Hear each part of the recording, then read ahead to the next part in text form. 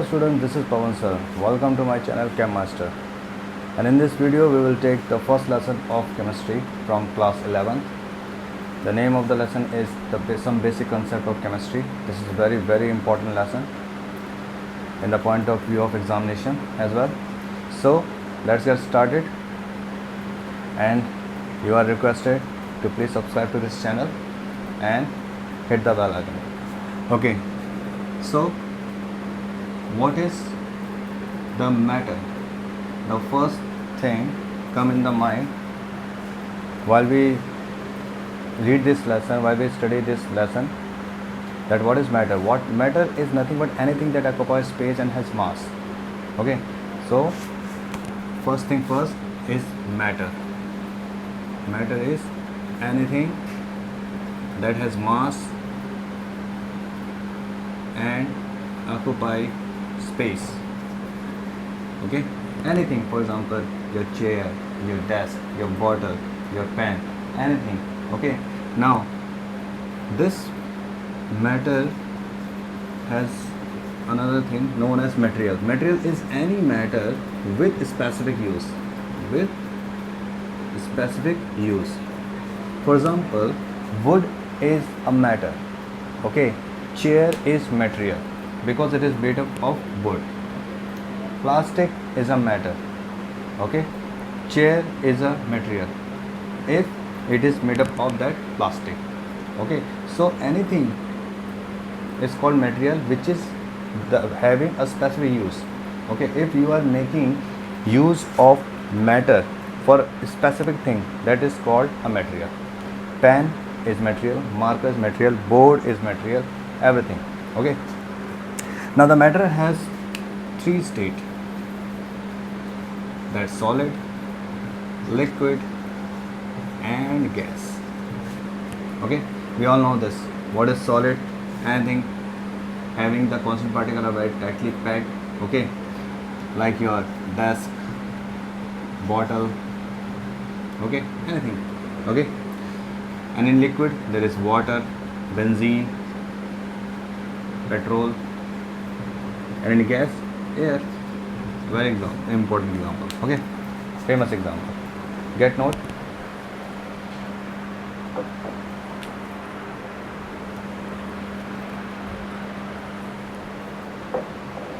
Okay, now the next thing is what are the class of matter. So this is very important. Now we come to the concept step by step. So what is the classification of matter? Classification of matter. Okay, what are the main classification of matter? See, matter is basically classified into two parts. That's pure substance and the commixture. Okay, now what is pure substance? See, any matter that has fixed composition, that is the constant particle is fixed. Okay, so pure substance is nothing but the matter with fixed composition. Okay, whose composition is fixed. Okay, that is the constant particle is fixed even after the change of the state. For example, if I am taking water, okay, if I am taking iron, if I am taking copper, and if, see, we know that water is liquid, and when we heat, this is a symbol for heat, it will get converted into gas. See, in the liquid state the composition was made up of 2 hydrogen and 1 oxygen, but in gaseous state it also consists of 2 hydrogen and 1 oxygen. Okay, so that's why this is called pure substance, whose composition remains fixed even after the change of the state. Okay, so what is pure substance? And the matter with a fixed composition. Okay, mixture we will take further on. Okay, now the pure substance is further divided into two parts. See, pure substance is further divided into two parts, that's element and compound. Okay, Clear concept, step by step. What is element? Element is a pure substance containing one kind of atom, or you can say constituent particle. Constituent particle. So when the pure substance is consists of only one kind of atom or the constituent particle, it is called element. For example, if I am taking phosphorus, sulfur, sodium and chlorine, these are all elements. These are all elements because it consists of only one kind of atom. See, in phosphorus there is only phosphorus atom, in sulfur there is only one sulfur atom, in Na there is only Na atom, and in Cl2 there is only Cl atom. Okay, so only one kind of atom, it is called an element. Now the smallest part of this element is called the molecule. Okay, molecule is nothing but it is the unit of matter. Unit of matter containing one kind or more than one kind of atom, one kind of atom in a definite ratio. Okay, in a definite ratio. Okay, see, this is the molecule. Consider this is phosphorus. Okay, this solid is phosphorus. The smallest part of this phosphorus consists of this P4. Okay, and this P4 is the molecule. See, a molecule consists of more than one kind of atom. In this phosphorus molecule, it consists of only one kind of atom, that is phosphorus. Okay, the total number of atoms forming that molecule is called its atomicity. Okay, for example, the atomicity of phosphorus is 4 here, for sulfur is 8 here, for Na is 1, and for Cl is 2. Okay, now what is compound? Compound is a pure substance containing more than one kind of atom.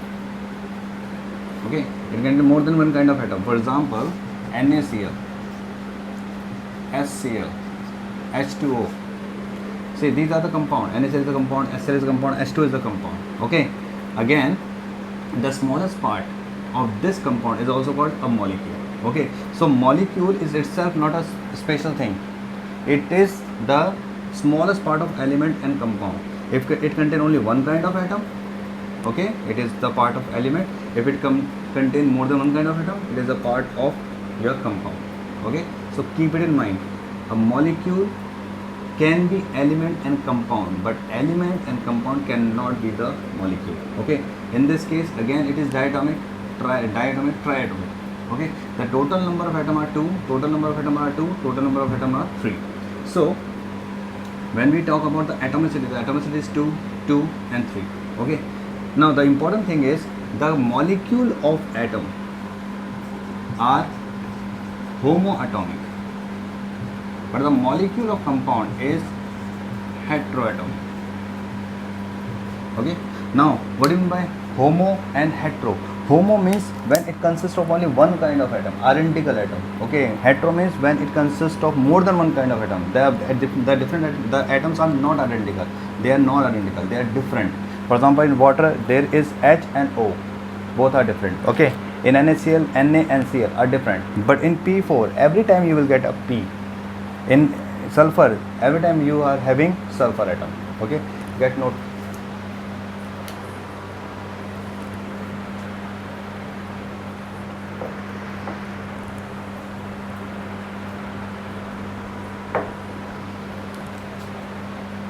Okay, so let's proceed.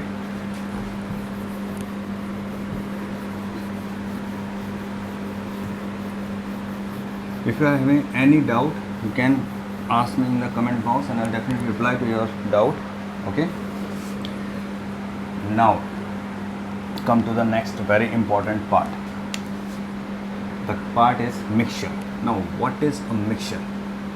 Say a mixture consists of two or different substance. Okay, two different substance. Okay, now the very important thing in mixture is the composition is not fixed, and composition is not fixed. This is very important. The composition will get changed. For example, if you are having a glass of water with some salt in it, okay, some salt in it, for consider that it is having 10 gram of NaCl in 100 gram water. Okay, so when you boil this solution, okay, in the vapor state you will get only water and not NaCl. Okay, in liquid state the composition is 100 gram water, 10 gram NaCl, but in gaseous state you will get only the water composition and not the NaCl. That's why its composition is not fixed. That's why it is a mixture. While in pure substance the composition was fixed. Okay, if you boil oil, for example, what is a pure substance? NaCl is a pure substance, iron is a pure substance. Okay, when you melt iron in the solid state, the iron has constant particle as Fe. The composition is fixed of Fe, but in liquid state it is also Fe, no change. Okay, now the very important thing is mixture is of two types. One is homogeneous, another is heterogeneous. Now what is homogeneous mixture? Homogeneous mixture is any mixture in which the composition is uniform. This is very important. Composition is not fixed is called mixture, but if composition is uniform it is called homogeneous mixture. Now what do you mean by the uniform mixture means what? Here the composition is uniform and here composition is not uniform.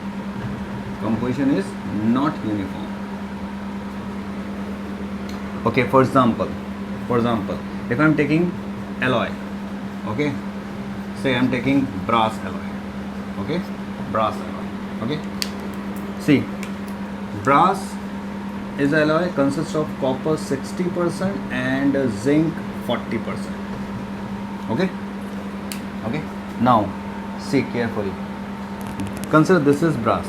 Okay, now its composition is what? 60% copper and 40% zinc. Now what will happen if I break any small part from any of this substance brass?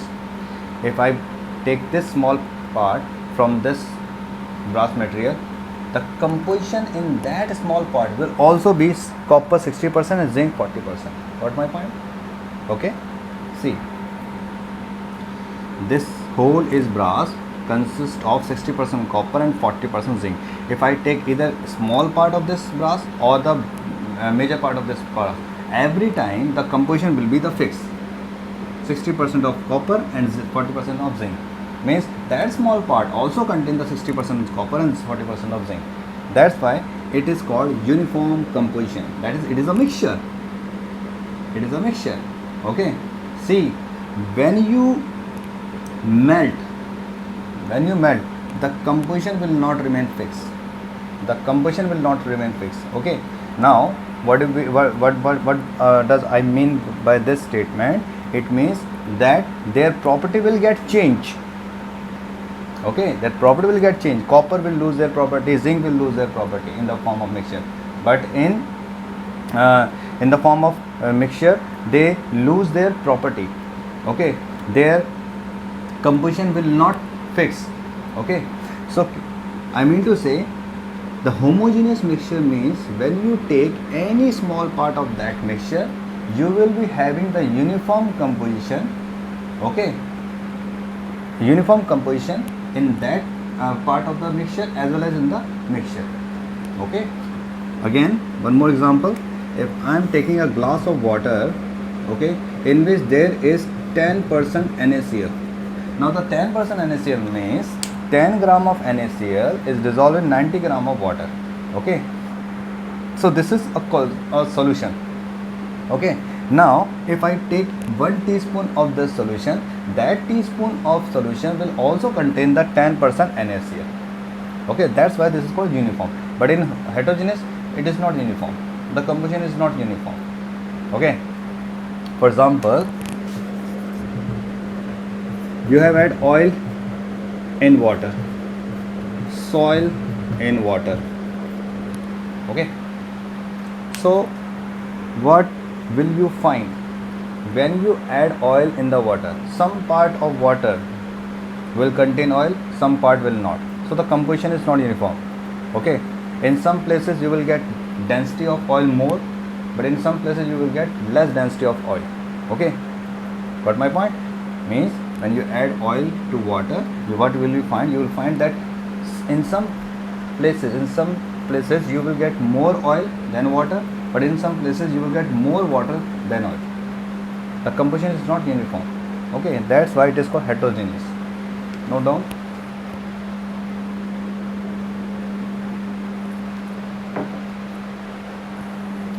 Okay, so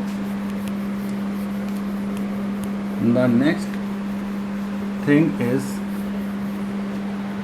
very important. What is the basic difference? Then what is the basic difference between a compound and a mixture? See, a compound consists of two different elements. Okay, the mixture is also consists of two different substances. But the difference is in the formation of compound, the composition is fixed. In the formation of mixture, the composition can vary. Okay, once the compound is formed, the composition is fixed. Once the mixture is formed, you can change the composition. For example, glass of water, you have added only 10 gram of NaCl. Now you can add more, 20 gram, 30 gram.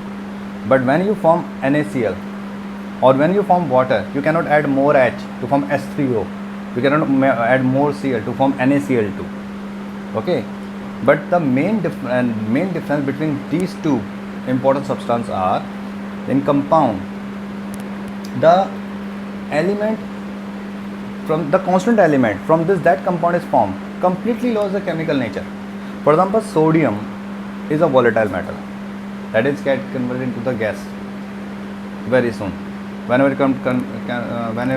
it come in contact with atmosphere. Okay, volatile metal. What is Cl2? It's a gas. See, sodium is volatile solid and as chlorine is gas, but when these two combine, you will get NaCl, which is non-volatile solid. So so totally the nature will get changed.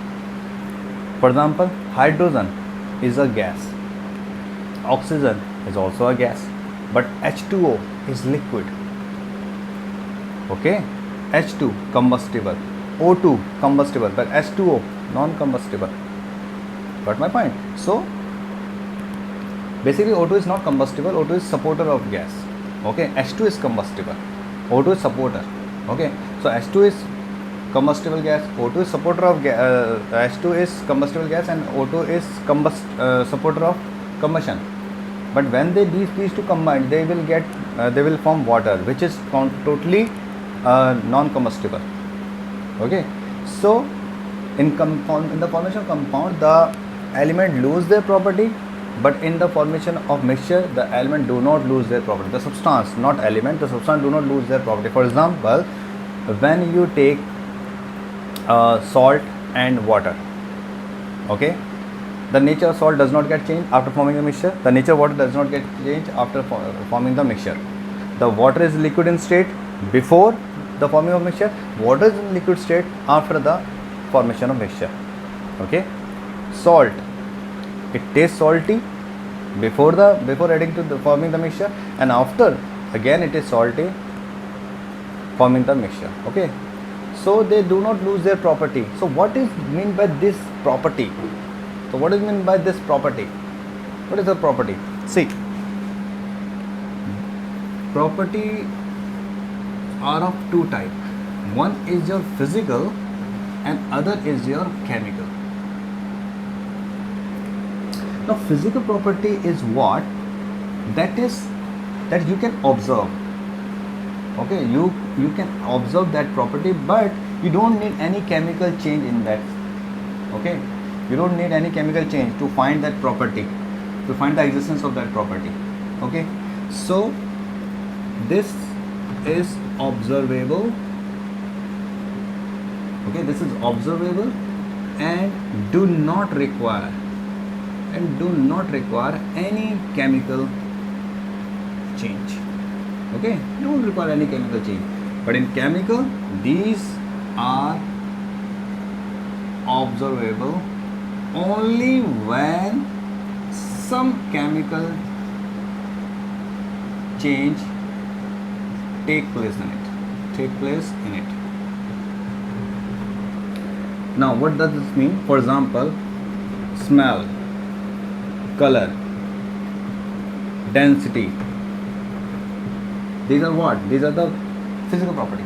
Okay, I am smelling this is the substance, I smell, I find the color. Okay, this is just physical property, doesn't require any chemical change. But if I want to find what is the acidity, how much energy will it give on complete combustion, okay, what is the basicity, then it comes in chemical property. Okay, so this means, example, your acidity, basicity, combustion, and so on. Okay, note down.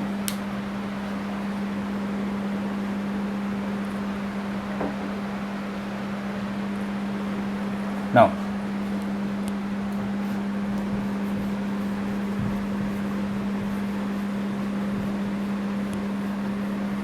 again, this property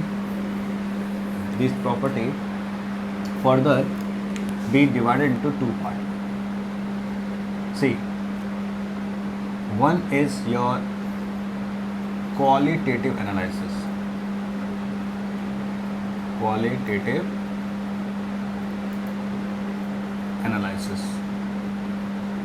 Yeah, property. Okay, quantitative analysis or property. Okay, now what is qualitative analysis or qualitative property or property? See, when we say qualitative, means it belongs to quality. So these are observable property, but you can't measure. But we cannot measure. Example, for example, malleability, ductility, sonorosity, lustrous. Okay, these are the property which you can observe, but you cannot measure. How can you measure the malleability of iron rod? How can you measure the malleability of copper wire, the ductility of the copper wire? Cannot. Okay, then come to quantitative. Now what is quantitative analysis? These are observable as well as measurable. You can observe as well as measure. Okay, for example, length, time, mass, so on. Okay, if I ask you what is the mass of this marker, you can easily easily measure. Okay, you can tell me that this is of this much of mass, this much of weight, and so on. Okay, so today we have discussed the matter, material, the type of matter, the classification of the matter, pure substance, compound, mixture, homogeneous, heterogeneous mixture, and some qualitative and quantitative analysis. So this is all for today. Okay, in the next video we will take on the significant figure, the precision, accuracy as well. So see you in the next video, and please do subscribe to my channel. Thanks for watching.